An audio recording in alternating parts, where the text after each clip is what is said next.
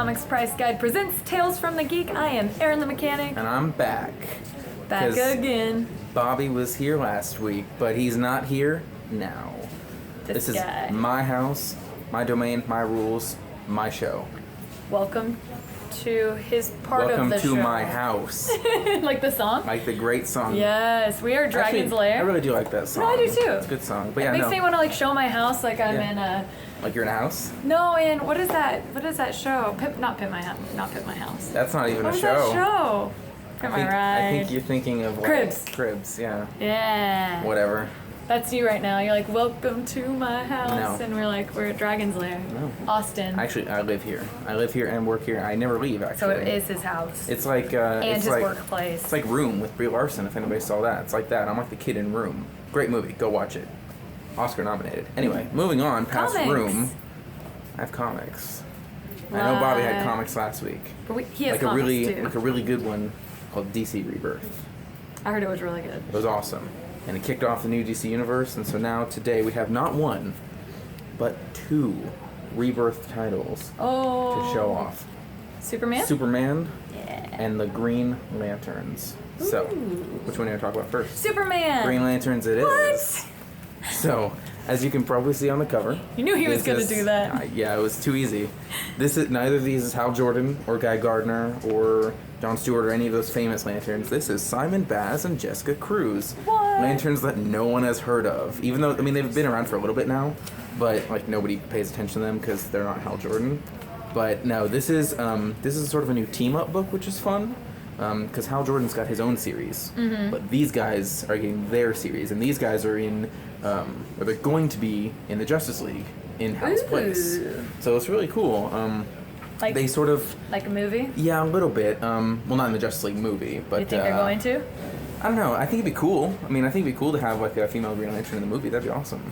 I'm very fair that. Yeah, no, they start out in the book sort of realizing they're the rookies of the team because there's already like 4 Green Lanterns from Earth and they're like 5 and 6. So it's like, why do we even exist? Rookie. But they both respond to the same distress call and they meet each other and they're like, of course they fight. Do they team up or do they like, no, screw you, I got this? They're kind of forced together by circumstances I don't really want to reveal because it's pretty cool. But they're kind of forced to start working together. And they look like they're excited to be. Yeah, they make a cool they're team up. back to back. They're like making you do it. No. But they do make a cool team up. And I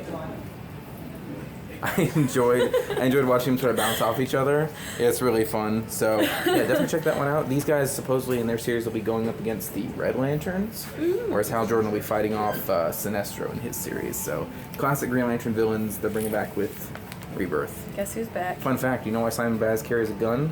No. Because you don't need a battery for it. It's in case his ring runs out. That makes sense. That's actually really smart. You can just pull it out and shoot you. She had her fist, though. What I really like about Jessica's design, actually, is that I love that each Green Lantern sort of has slightly different costumes with the same ideas. I love that she has the like Green Lantern symbol I saw that. On her eye. It's a cool touch. It's I very like awesome. that. Makes her seem really cool. Yeah, she's pretty awesome. So yeah, check that one out if you like lanterns. Great Rebirth start. So really excited. And then there's Superman, which Superman. He was in a movie recently. It was okay, whatever. But this is Batman. Yeah, Batman's got a Rebirth title this week too, but I don't have it to show you because I got another cool thing after these two that I like more. Fair enough. But Superman's cool. As you may or may not be aware, they just finished an event called like the Last Days of Superman. Basically, a version of Superman has died. I'm not going to tell you which version, but a Superman from the multiple has died, and there's a new Superman that's sort of taken his place. This nice black-suited Superman. I'm not going to show you too much, but this guy's got his old beard and everything. What? So it's interesting to read this, because I've never read Superman really before. Like, I've never been super interested. But super interested. Yeah, exactly. But it's fun to see sort of this new-ish Superman who may be an old Superman. It's hard to explain without spoiling it, so I don't want to go into too much detail. That one you just have to read. You do have to read it. If you're a fan of, if you're a fan of classic Superman stories, like pre-Flashpoint, pre-New 52, that kind of stuff, it's a really good start. It's got a cool scene in the New 52 version's Fortress of Solitude and stuff like that, so really enjoyed it. And Lana Lang is in this too, and she's hanging out, so if you're a fan of her, she shows up in this for a little bit, so check that one out. I enjoyed it. Superman's cool. Lanterns. Like I said, Rebirth titles this week also have Batman, which is the start of the new Batman series. So I didn't bring that because everybody likes Batman. So everybody read Batman. It's cool. But that's the Rebirth titles worth mentioning this week. But I also have a surprise that I'm super excited about. Is it Go Power Rangers? Is that it? Yes, it is. It's specifically the pink Power Ranger. Yeah, although I always said I would be blue even though I'm a girl. There's also Yellow Ranger. Yeah, but it still would be blue. Alright, well. Doesn't change my opinion. They got the main Power Ranger series going on. The team book with Tommy and all of them. But they were doing a spin-off. And the first spin-off they've done is Kimberly. It's Pink Ranger. And it is actually... I had a feeling they would do hers. This is actually the original Pink Ranger, Kimberly Hart, from the first Mighty Morphin. Because if you remember the show, I don't expect you to, I don't expect many people to, but she left the show, she gave her power to Catherine, and she sort of moved on, and they kind of left it kind of open-ended for her. Like, ta-da! And that's where this picks up, is after she does? Yeah, after the Power Ranger show, what she's been up to, and what kind of trouble she gets into. Zordon appears for a little bit, and some villains I don't want to mention. Did the Power Rangers ever come back and come to her aid? That's one of the mysteries, is where's the Power Rangers? Because she's kind of all by herself right now. Because, once a Ranger, always a Ranger. But she's kind of hanging out by herself, so she can't really count on the Rangers for everything. Yeah. But she's not supposed to, really. because she's not around them. She's not around anymore. This is post Mighty Morphin, so it's kind of her hanging out by herself and trying to manage stuff by herself, but I really enjoyed it. I love the Power Rangers comics. They're awesome. And this is Brendan Fletcher who's writing this, who was writing Batgirl for a little while, so he knows how to handle a character like that. Is that someone different than the one that's writing the main storyline for the Power Rangers right now? I believe it is. I don't know who is writing the main Power Ranger story, but it is not Brendan Fletcher, I know that much. Okay, cool. But it's got the same similar sort of art style. Yeah. Kind of half cartoony, half realistic. Yeah, I like it. I do like seeing Zordon in there, of course. No spoilers. But check that one out. Spoilers. There's a ton of different covers, which is awesome. A lot of variants and stuff. So Power Rangers fans, check that out for sure. And what I also really like is that this opens up the possibility of more spin-offs. I know. I hope more so. Rangers. Figure out what they all do besides being. Yeah, it makes sense for her, especially the way her storyline ended. Yeah. But where did she go? They could do some spin-offs for some other people I can think of. So. Yeah, I agree. On top of that, there's not much else this week. The Civil War II event, we had the number 0 a couple weeks back. The number 1 is this week, so it's really starting the event off for reals. There's some pretty shocking events in that, so you should pick that up because no spoilers. There may or may not be a handful of character deaths. I'm not gonna say who, but maybe more than one. Big characters? Yeah, kinda. Maybe more than one character, but I'm not gonna spoil anything. You should just buy it and check it out.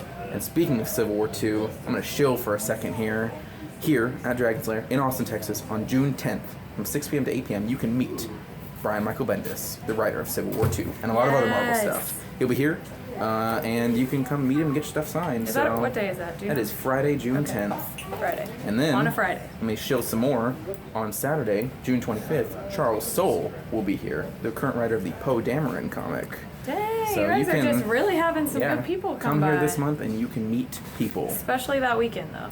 That seems like a really important weekend. Friday will be cool if you can grab Civil War this week. Yeah. By next weekend. That's what I was going to say. Mr. Bendis will sign it for you, and you will have a signed copy of Civil War II, which, like I said, has some pretty shocking moments. So. Did you guys order some extra just in case? Oh, yes. Okay, good. And if you do come by, we'll have lots of other books you can pick up. A lot of his other previous work. A lot of, Spider-Man and Avengers and stuff like that. I'm going to get him signed my Spider-Woman books, and I'll be happy. Yes. Yeah. And then there's news. Oh. You got news? No, I don't really have any crazy news. I don't really either. There's not too much going on. There's the big thing was Rebirth, and that happened last week. There's the whole Rebirth, and then there's the whole Cap debacle, which everyone's losing their mind about. The Hail Hydra issue. Spoilers, not really. Oh gosh. Everybody knows. Look online, and it's everywhere. You go on Facebook. I forgot. Yeah, I can't believe I forgot all. That's a huge deal. You go on Facebook, and everybody knows.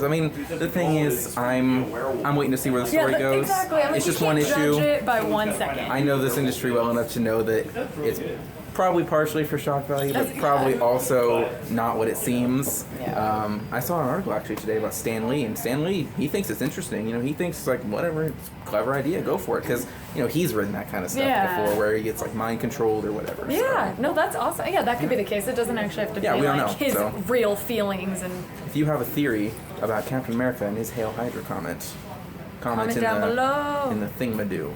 Comments on comments. Comments on comments on comments. Yeah. That's all I got.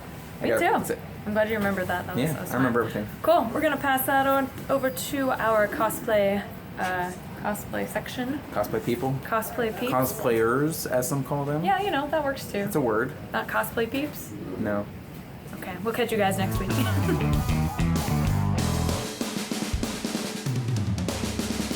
Everyone, welcome to cosplay Tips and tricks. You know we have fun here when every video starts with us laughing at each other. Oh my gosh. Whew. So Well, I'm Erin the mechanic. Yes, and I am Claire of Counterpoise Cosplay. And we're tongue-tied today. Yes, both of us.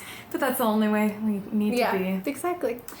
So we've got some tips. We've got some tricks. We got both. Yeah. And some stuff. Some other things too. Things and stuff. Like this. Like that. Erin and I have started our next build, which big reveal, yay! Oh yay! We haven't. Yes. If you follow our Facebook page, you've probably already seen more hints. I don't know if we've officially stated it or not. But we are building a WoW orc for Erin and a blood elf for me. Oh, I'm so excited! So I've got my blood elf wig. I'm super excited about her pretty orange hairness. Yes. And I bought some. I have some like extra waifs, or whatever they're called. I'm still thingies. learning about wigs to make my big eyebrows. I'm excited about it. And this. What we're gonna talk about today. Yes. So current project, fitting me for my breastplate. Things that worked, things that didn't. Yeah, so I think it's pretty standard form for when you're building a pattern for Warblet to do, like, you wrap in saran wrap and then you go at it with the masking tape. Mm-hmm. See, that's what that is. I don't know if you can see it. There you go. Yes. So, which is like so that's what we started with. We started with like wrapping with the saran wrap and getting the masking tape in place and seeing kind of what shape we wanted. Because you did that before, right, with your arm plates? Yeah, like... that's what I did for Harley. Okay. And for Harley, I actually used duct tape and I wore them for a while and like played with them and kind of saw like where I needed mobility. I wore them for a couple of hours and figured out for 5 days. Exactly. I'm dedicated to my art. Like any true artist, I suffer for it. Yeah, suffer for it. But yeah, so that's where we started. And like, I assumed that we had a different plan to handle the hard shaping. area, yeah. Yes. The round cupped area. That one. But then like Erin like went to like she laid it out on the craft foam to start cutting and just like flattened it. And I was like, no, honey, that's not how that works. Like, why not? Because you just flatten it, right? No. So yeah, I explained it using calculus, which I can attempt to do for everyone. But after hearing... We'll attempt to follow along. Yes, after hearing my calculus explanation, Erin was like, other Erin was like, yeah, it might be time to stop for the night. Like, now it's time to sleep on it. Because I am a math nerd. Other Erin is not a math nerd. So that being said, the example that I use is something like when you're working on like a gauntlet, this is close enough to a plane that like you can rotate around, but you can like cut it and open it and flatten it out, and it's essentially the same shape. It looks kind of like a cone then, right? Yeah. So it's more of like if you were doing a calculus volume problem, it's still single variable calculus. It's still like an independent x variable with a dependent y variable. The thing is, when you start moving into something like the volume under a shape that's not a plane that's rotated, like a boob, it's more getting into like multivariable calculus, which you can't just take a shape like that and flatten it out. There's a reason why, like, to represent like elevations, we have like the topography with like the contour lines essentially. you when We you're need those for this. yes, exactly. And so when you're working with something like that, it's more about taking different shapes, and folding them together. So where we're going with this, our solution is I've been looking at bra patterns. Because I know there's a number of different ideas out there online about how to make a cup for the breastplates. Some work better than others, I'm sure. Yes. The thing is, I really do want to be able to wear this as my supportive piece. So you got to make sure that it actually fits well and Yes. will support you versus, Yes. just being over. Exactly.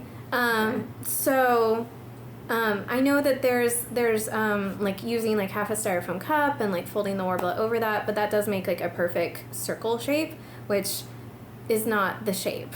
At least for me. So, or many. yeah, so I have two different ideas out there. One is working with craft foam and kind of following a broad pattern and getting the shape in place and then handing it off to Erin to actually craft the warbler, 'cause she's the crafty person and I'm the sewy person. Oh, that works well. Yeah. Their powers combined. Exactly. But this Erin awesomely came up with a suggestion about getting actual bra cups and working with those. Yeah. So we have a big Joanne, other Erin and I, Counterpoise Cosplay, has a big Joanne's trip planned out because that's our local fabric store that has Joanne's. many things.